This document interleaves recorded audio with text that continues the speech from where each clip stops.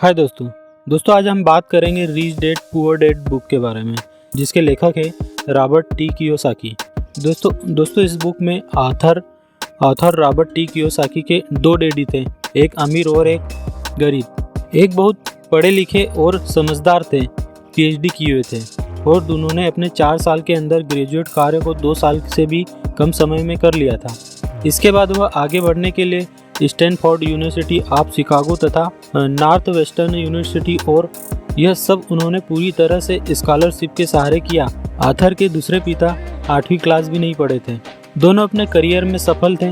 दोनों ने जिंदगी भर कड़ी मेहनत की थी और दोनों ने काफ़ी पैसा कमाया था, परंतु उसमें से एक पूरी जिंदगी पैसे के लिए परेशान होता रहा और दूसरा हवाई के सबसे अमीर व्यक्तियों में से एक बना।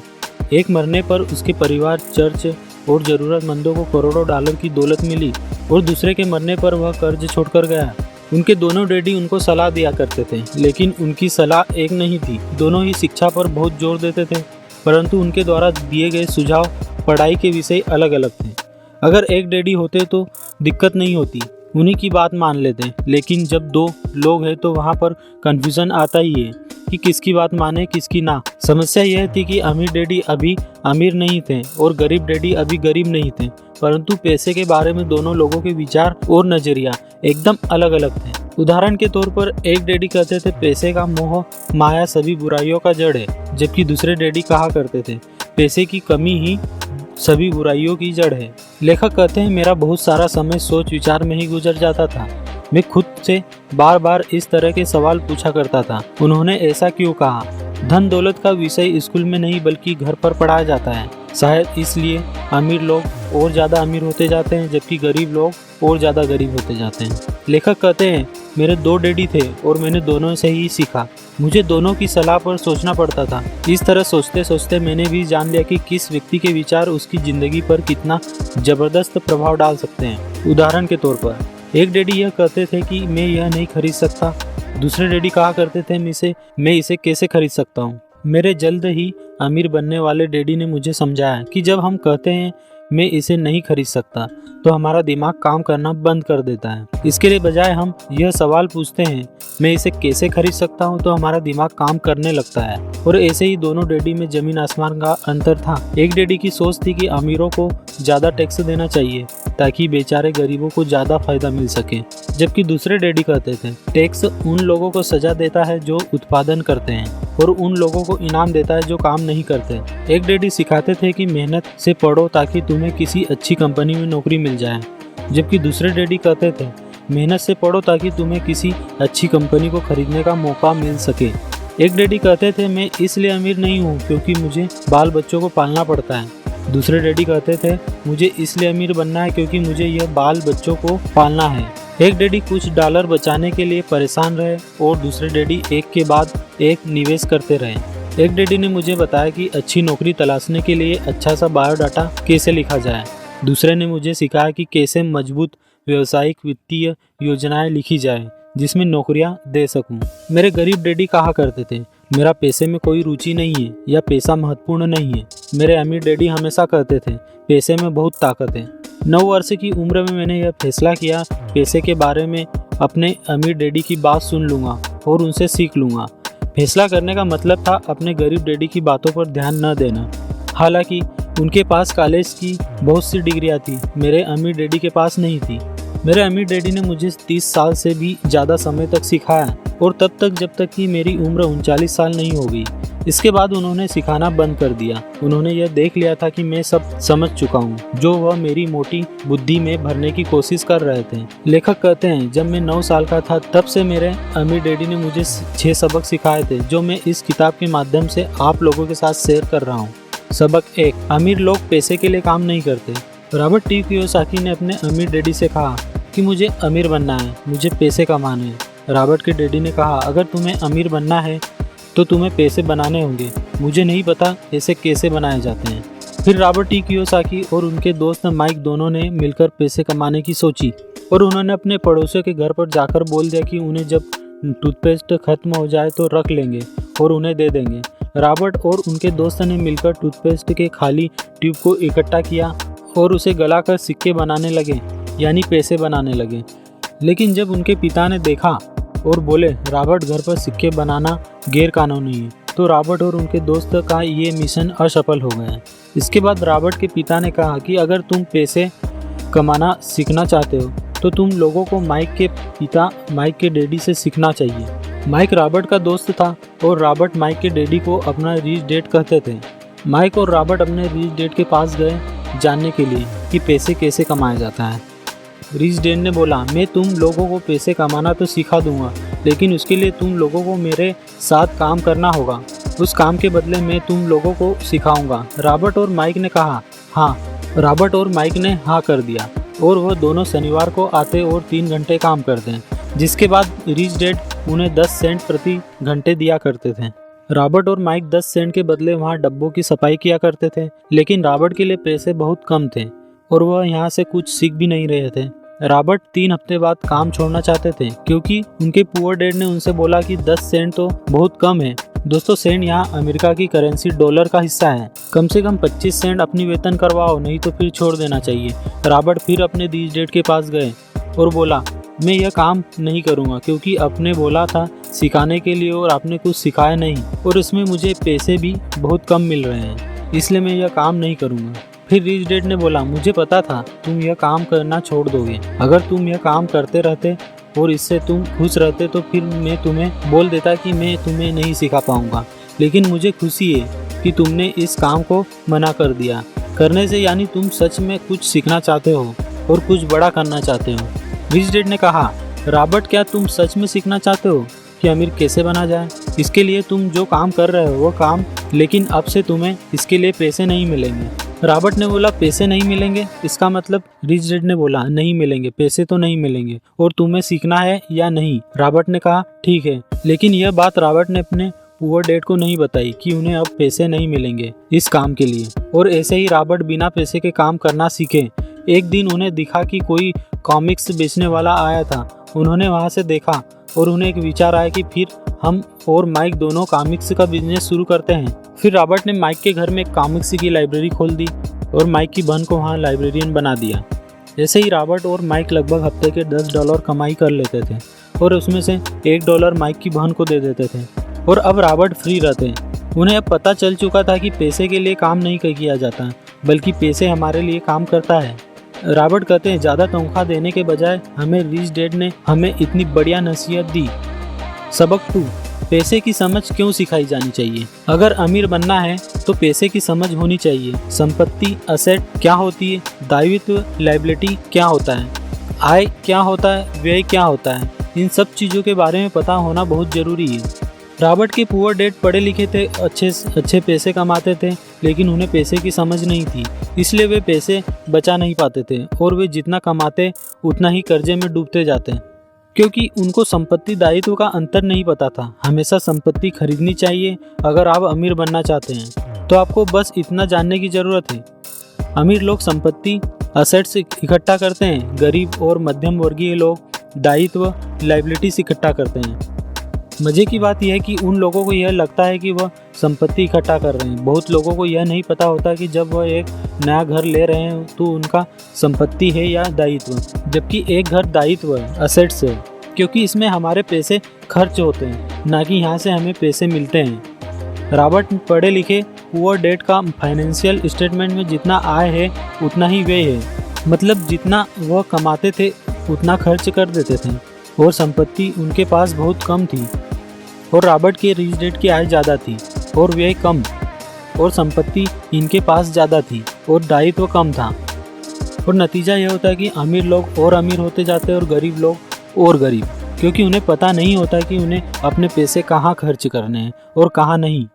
इसलिए हमेशा अपने पैसों का संपत्ति असेट्स खरीदना चाहिए, ना कि दायित्व लायबिलिटीज़। आज एक अच्छी बात यह है कि ज़्यादातर लोग यह बात समझते हैं और इसलिए उन्होंने म्यूचुअल फंड स्टॉक मार्केट में पैसा लगाना शुरू कर दिया है। स्टॉक मार्केट म्यूचुअल फंड में आज अमेरिका में 52% लोग इन्वॉल्व हैं। अपने भारत में देखें तो आज सिर्फ 3% लोग स्टॉक मार्केट शेयर खरीदते हैं।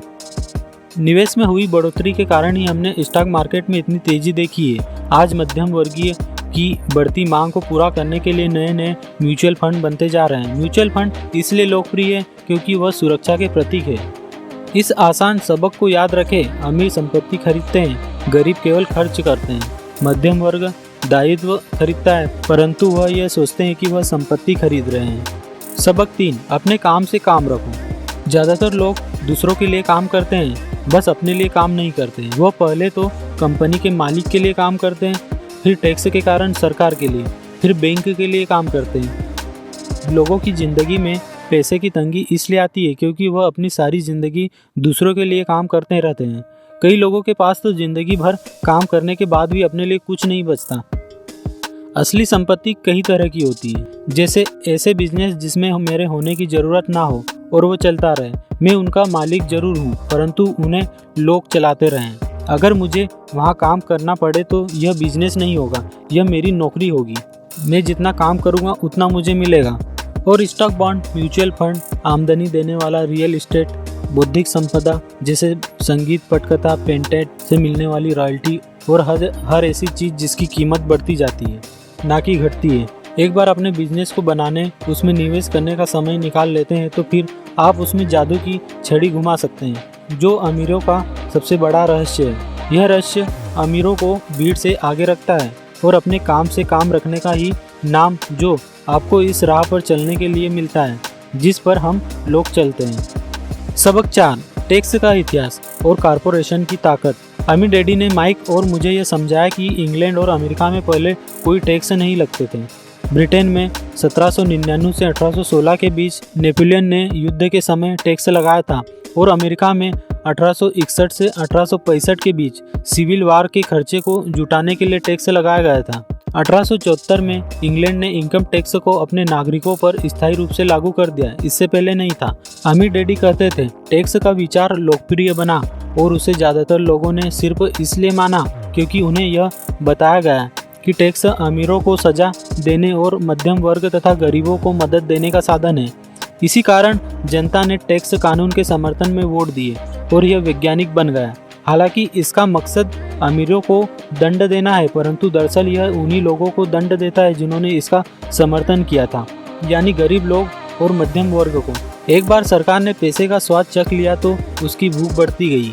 अमीर डैडी ने कहा, तुम्हारे डैडी और मैं पूरी तरह से विरोध में हैं। समस्या यह थी कि सरकार के पैसे की भूख इतनी बढ़ गई थी कि जल्दी ही मध्यम वर्ग पर टैक्स लगाने की नौबत आ गई और वहाँ से धीरे धीरे टैक्स के बोझ नीचे की तरफ आता गया। इससे बचने के लिए आपको 3 चीज़ें आनी चाहिए। Number 1, accounting. नंबर 2, निवेश। नंबर 3, बाजार की समझ। नंबर 4, कानून। टैक्स लाभ एक कॉरपोरेशन कई ऐसी चीज़ें कर सकता है जो एक आदमी नहीं कर सकता, जैसे कि यह टैक्स देने के पहले खर्च कर सकता है। यह विशेषता का एक ऐसा क्षेत्र है जो बहुत रोमांचक है, परंतु इसमें अंदर घुसना तब तक जरूरी नहीं है जब तक कि आपका बिजनेस संपत्ति बहुत बड़ी ना हो। और भी ऐसे बहुत से खर्चे हैं जो टैक्स चुकाने के पहले किए जाते हैं। कॉरपोरेशन के मालिक अमीर लोग कमाते हैं, खर्च करते हैं, टैक्स चुकाते हैं। कॉरपोरेशन के लिए काम करने वाले कर्मचारी कमाते हैं, टैक्स चुकाते हैं, खर्च करते हैं। आपकी संपूर्ण फाइनेंशियल राजनीति के लिए आपकी संपत्तियों के चारों तरफ कॉरपोरेशन का ज्ञान होना बहुत जरूरी है। सबक 5, अमीर लोग पैसे का आविष्कार करते हैं। लेखक ने कहा है 300 साल पहले जमीन की संपत्ति थी, इसलिए जिस आदमी के पास जमीन थी उसके पास संपत्ति। फिर फैक्ट्री आई, उत्पादन शुरू हुआ और अमेरिका ने अपना दबदबा बना लिया। उद्योगपति के पास संपत्ति आ गई और यह सूचना का युग है, इसलिए जिस आदमी के पास जितनी ज़्यादा जल्दी सूचना आ जाती है वह अमीर हो जाता है। समस्या यह है कि सूचना दुनिया भर में प्रकाश की गति से उड़ रही है। इस नई संपर्क को सीमाओं और दायरों में नहीं बांधा जा सकता, जिस तरह जमीनें या फैक्ट्रियों को बांधा जा सकता है। आज मैं इतने सारे लोगों को संघर्ष करते देखता हूँ और ज़्यादा कड़ी मेहनत करते देखता हूँ, और ऐसा सिर्फ इसलिए होता है क्योंकि वह पुराने विचारों को कसकर पकड़े रहते हैं। कोई समय के साथ खुद को नहीं बदलता। 1984 में मैं खुद करोड़ों कमा रहा हूँ और सिर्फ इसलिए कमा रहा हूँ क्योंकि स्कूल सिस्टम वहाँ नहीं सिखाता जो मैं सिखा रहा हूँ। और इस तरह सीखकर मैंने रियल एस्टेट में लाखों डॉलर कमाए। जैसे मैंने $75,000 का घर $20,000 में खरीदा। मैंने अपने मित्र से $2,000 का लोन लिया। 90 दिनों के इस लोन पर ब्याज $200 था। मैंने वकील को कैशियर का चेक दे दिया था। जब अनुबंध की कार्रवाई चल रही थी तब मैंने अखबार में विज्ञापन दिया कि $75,000 का घर और $60,000 में बिकाऊ है और किसी डाउन पेमेंट की ज़रूरत नहीं। मेरा फ़ोन तत्काल व्यस्त हो गया, तत्काल बजने लगा। संभावित खरीदारों को छांटा गया और एक बार मकान कानूनी रूप से मेरे नाम हो गया तो तभी संभावित खरीदारों को घर देखने की इजाज़त दी गई। अत्यंत रोमांचकारी घटनाक्रम के बीच कुछ ही मिनटों में बिक गया। मैंने $2500 की प्रोसेसिंग फीस मांगी जो उन्होंने खुशी खुशी दे दी और इसके बाद कानूनी नामांतरण की कार्रवाई शुरू हो गई। मैंने अपने मित्र के $2000 के कर्ज में $200 ब्याज मिलाकर उसे दे दिया। वह खुश था, घर खरीदने वाला भी खुश था, वकील भी खुश था, मैं भी बहुत खुश था। मैंने $20,000 में खरीदे गए घर को $60,000 में बेच दिया था। मेरे पास खरीदार का शपथ पत्र था जिसने मेरे संपत्ति वाले कॉलम में $40,000 जमा कर दिए थे और इस पूरी कार्रवाई में कुल 5 घंटे लगे थे। अगर आप निवेश बनना चाहते हैं तो आपको मुख्य रूप से 3 चीज़ें विकसित करने की ज़रूरत है। फाइनेंशियल इंटेलिजेंस के अलावा इन बातों की ज़रूरत होती है। ऐसे मौक़ों को खोजें जो दूसरों को दिखाई ना देता हो। दूसरे लोग अपनी आंखों से उस मौके को नहीं देख पाएंगे, पर आप अपने दिमाग से उस मौके को देख सकते हैं और निवेश बने और अपने पैसों को इन्वेस्ट करना सीखें। जोखिम तो हमेशा रहता है, इसलिए इससे बचने के बजाय इसे मैनेज करना सीखें। सबक नंबर 6, सीखने के लिए काम करें, पैसे के लिए काम ना करें। 1995 में मैंने सिंगापुर एक अखबार में इंटरव्यू दिया। युवा महिला रिपोर्टर मुझसे पूछी कि मैं भी आपकी तरह बेस्ट सेलिंग लेखक बनना चाहती हूँ। उसकी लेखक शैली बहुत अच्छी थी और वह अच्छे से पुस्तक लिख लेते थे। वो कौन सी चीज़ें हैं जो आपको अपने सपनों को हकीकत में बदलने से रोक रही है? मेरा काम कहीं का कहीं जाता है और हर आदमी करता है कि मेरे उपन्यास बढ़िया है, परंतु कुछ नहीं होता, इसलिए मैं अखबार के लिए काम कर रही हूँ। कल कम से कम इससे मेरा खर्चा तो चल जाता है, इसलिए आप इस बारे में कोई सुझाव देना चाहोगे? जी हाँ, बिल्कुल। मैंने कहा, मेरा एक दोस्त है, वहाँ एक स्कूल चलाता है। वह सिंगापुर के कई छोटी कॉरपोरेशन के लिए सेल्स ट्रेनिंग कोर्स चलाता है। मैं समझता हूँ कि उसके कोर्स में शामिल होने से आपका करियर बहुत ज़्यादा सफल हो जाएगा। क्या आप करना चाहते हैं? बिक्री सीखने के लिए मुझे स्कूल जाना पड़ेगा। मैंने संपत्ति में सिर हिलाया। हाँ, आप सचमुच ऐसा कह रहे हैं या मजाक कर रहे हैं? मैंने बोला, हाँ, इसमें गलत क्या है? मैं सेल्समैन बनना सीखने के लिए स्कूल क्यों जाऊँ? मैं एक प्रोफेशनल हूँ। मैं एक प्रोफेशनल में प्रशिक्षित होने के लिए स्कूल गई थी ताकि मुझे सेल्समैन ना बनना पड़े। मैं सिर्फ सेल्समैन से नफरत करती हूँ, उन्हें केवल पैसा चाहिए होता है। तो आप मुझे बताएं कि मैं सेल्स क्यों करूँ? कॉफ़ी टेबल पर मेरी एक बेस्ट सेलिंग पुस्तक रखी हुई थी। मैंने उसे उठाया और उस महिला द्वारा लिखे गए नोट्स को अपने दूसरे हाथ में रखा। क्या आप इसे देख सकती हैं? मैंने उसके नोट्स की तरफ इशारा किया। उसके पैर पर उसने लिखा था, Robert T Kiyosaki, best selling लेखक। यहाँ पर बेस्ट सेलिंग लेखक लिखा हुआ था, ना कि बेस्ट राइटिंग लेखक। उसकी आंखें तत्काल फैल गई। मैंने बोला, मैं बहुत बुरा लेखक हूँ, आप बहुत बढ़िया लेखिका है। मैं सेल्स स्कूल गया हूँ, आपके पास मास्टर की डिग्री है, दोनों को इकट्ठा कर ले और आप एक बेस्ट सेलिंग लेखिका और बेस्ट राइटिंग लेखक बन सकती है। उनकी आंखों में गुस्सा था और बोली, मैं कभी इतनी नीचे नहीं गिरी हूँ। बिक्री सीखने के लिए प्रशिक्षण में आप जैसे लोगों को सिखाना ही नहीं चाहिए। मैं प्रोफेशन सिखाती हूँ और आप एक सेल्समैन हैं, यह सही नहीं है। जब मैं योगेश मर्चेंट मरीन एकेडमी से 1969 में ग्रेजुएट हुआ तो मेरे पढ़े लिखे डैडी खुश हुए। स्टैंडर्ड ऑफ कैलिफोर्निया ने मुझे अपने ऑयल टैंकर प्लेट में काम दे दिया। मेरी शुरुआत तनख्वाह $42,000 प्रति वर्ष थी, जिसमें ओवर टाइम भी मिलता था। मुझे केवल 7 महीने काम करना पड़ता था, बाकी के मैं 5 महीने छुट्टियां मनाता। 5 महीना छुट्टियों के बदले अपनी तनख्वाह दुगनी कर सकता था। मेरे सामने एक बहुत बढ़िया करियर था, परंतु मैंने 6 महीने बाद ही इस्तीफा दे दिया। माइनक्राफ्ट में भर्ती हो गया ताकि हवा में हवाई जहाज़ उड़ाना सीख सकूं। मेरे पढ़े लिखे डैडी का दिल टूट गया। अमीर डैडी ने मुझे बधाइयाँ दी। मेरे पढ़े लिखे हुए डैडी के लिए नौकरी की सुरक्षा ही सब कुछ थी। मेरे अमीर डैडी के लिए सीखना ही सब कुछ था। आप सभी को ईश्वर ने 2 महान उपहार दिए गए हैं, आपका दिमाग और आपका समय। यह आपके हाथ में है कि आप इनका मनचाहा उपयोग कर सकते हैं। आने वाले हर डॉलर से आपको और केवल आपको वह ताकत मिल जाती है जो आपकी तकदीर बनाती है। अगर आप इसे मूर्खतापूर्ण तरीके से खर्च करते हैं तो आप एक गरीब रहने का विकल्प चुनते हैं। अगर आप इसे दायित्व पर खर्च करते हैं तो आप मध्यम वर्गीय में बने रहते हैं। अगर आप इसे अपने दिमाग के निवेश में खर्च करते हैं तो यह सीख लेते हैं कि किस तरह संपत्तियों को बनाया जाता है, तो आप दौलतमंद होने का विकल्प चुनते हैं।